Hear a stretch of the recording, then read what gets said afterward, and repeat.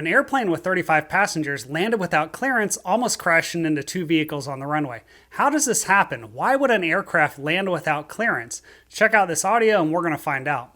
You realize you just landed that plane with two vehicles on the runway? You never called for clearance at all, sir.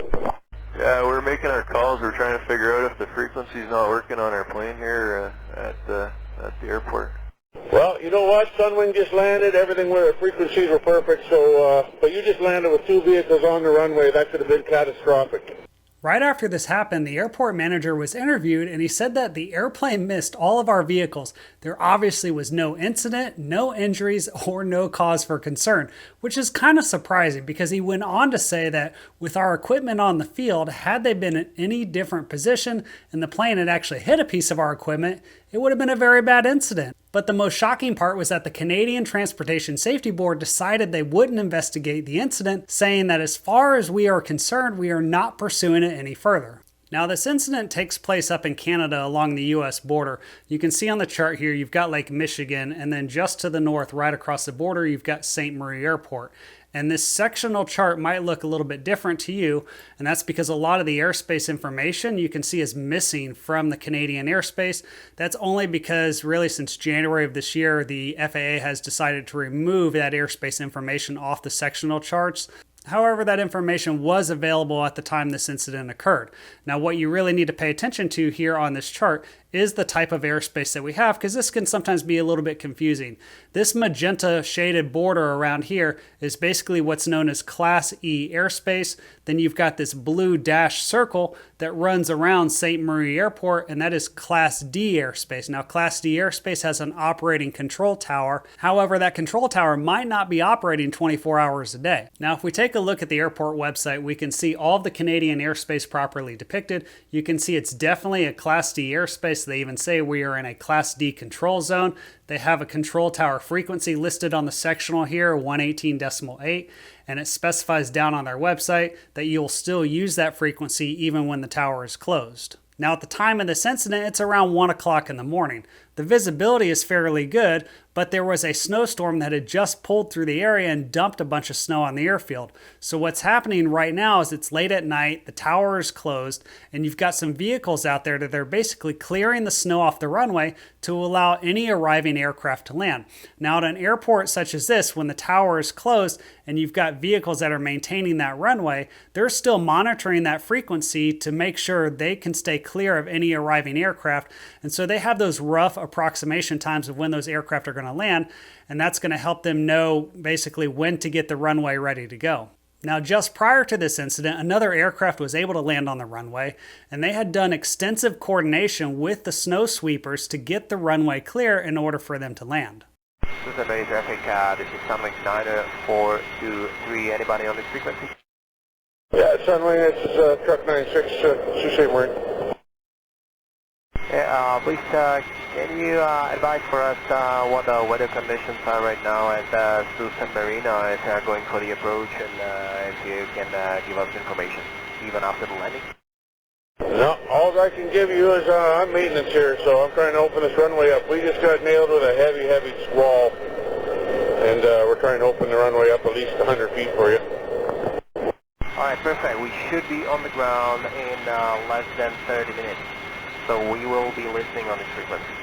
Now, this is exactly what I would expect to happen. These are the Sunwing pilots, and they know that the tower is closed, but they also know that there's some snow and possibly bad weather, so they're calling the airfield when they're still 30 minutes out because they want to get an update and also make sure that the runway is clear. Now, there's some more coordination that takes place regarding how much of the runway to clear, but listen to what happens when they're getting ready to land. Sault Ste. Marie traffic, Sunwing 9423, are you on the radio, guys? Yeah, truck 24 here. Yeah, runway lights are on or they are off right now? Runway lights are on. I believe they're on medium strength. Would you like them turned up to high? No, we can leave it on medium, thank you. And runway is clear of any tracks, okay? Runway is clear of any vehicles at this time, yes. That last question is the most important one. Even though the visibility is technically good enough for them to see the runway, it's still pretty dark outside and they're flying a straight-in approach, so they might not see the small lights of the truck on the runway. But but now they can land without worrying about that. However, what you won't hear on any of the radio calls is the Jazz pilots doing any of this coordination. They don't ask for clearance to land, they don't ask about the weather or if the runway is clear or anything. They just go ahead and land. Now they're landing on runway 12, and the snow trucks just happen to be at the end of the runway, basically sitting near the threshold for runway 30, so the trucks don't even realize that Jazz has landed until he's basically slowed down and rolling up on their position, and that's when the back and forth with the ground crew starts. Hey guys, did you hear us at all coming in? Never heard a thing. Okay, we're making our calls and we're wondering if the radio's not working now. You realize you just landed that plane with 2 vehicles on the runway? You never called for clearance at all, sir.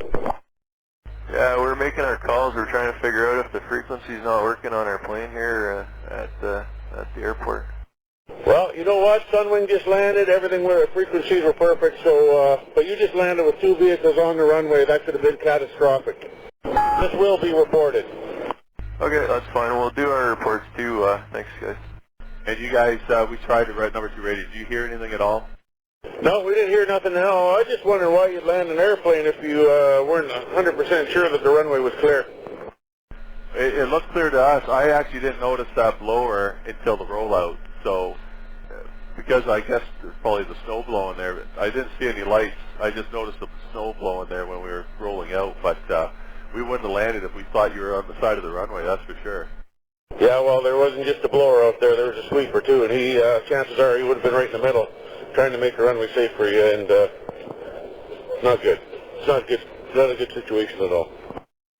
The point that the driver is making is that if the sweeper had been near the middle of the runway, the pilots likely would have run right into him. Now the question we need to answer is, did they really need a clearance to land? And if they didn't need a clearance, then what, if anything, should they have done differently? But in order to answer that question, we need to take a look again at the airspace on the sectional chart.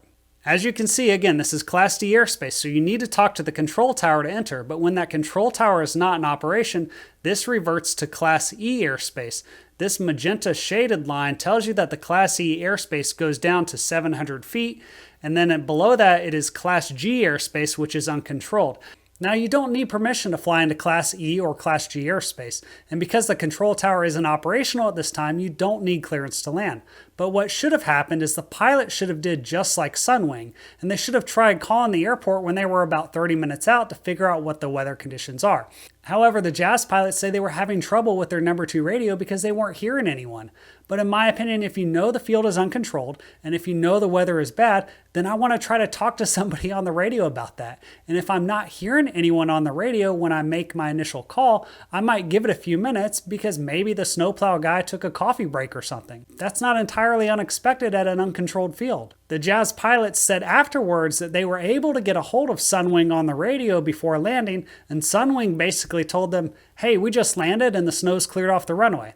However, this is on a different frequency and none of it was heard by the snowplow crews. So in my opinion, it seems as though the Jazz pilots just assumed that the runway was clear and maybe the snowplow crews were done for the night, and that's why they never heard them on the radio. I think the Canadian Transportation Board decided not to investigate this because the pilots said that they made the radio calls and they weren't 100% sure that the radio wasn't working. And because the field is uncontrolled when they land, then technically they didn't need a landing clearance. They obviously could have handled the situation better, and in my opinion, they're just really lucky it didn't end in a disaster. But let me know what you think they should have done, and be sure to check out another video on the screen here, and I'll see you next time on Pilot Debrief.